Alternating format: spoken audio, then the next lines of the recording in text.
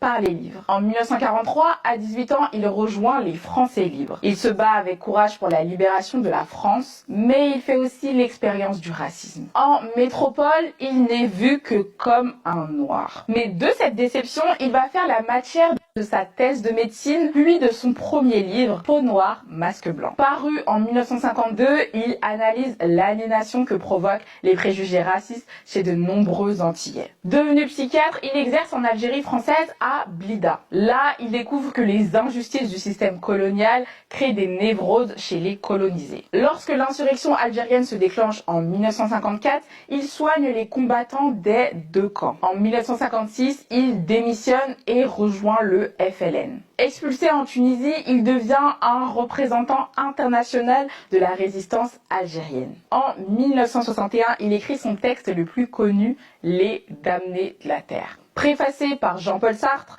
le livre sera traduit dans le monde entier et s'imposera comme le manifeste de tous les militants des Black Panthers aux Palestiniens en passant par l'ANC en Afrique du Sud. Mais Fanon ne le verra pas. Il meurt d'une leucémie en décembre 1961, 7 mois avant l'indépendance de l'Algérie qu'il avait choisie. Aujourd'hui, sa pensée originale ne cesse d'être redécouverte. Partout dans le monde, elle continue d'être utilisée pour combattre les héritages du colonialisme, le racisme, l'antisémitisme et toutes les formes d'oppression. Et toi, est-ce que tu as vu le film? Est-ce que tu l'as apprécié? Dis-nous tout en commentaire et n'hésite pas à nous dire si tu souhaites qu'on parle d'autres personnes qui ont marqué l'histoire. À très bientôt dans une prochaine vidéo.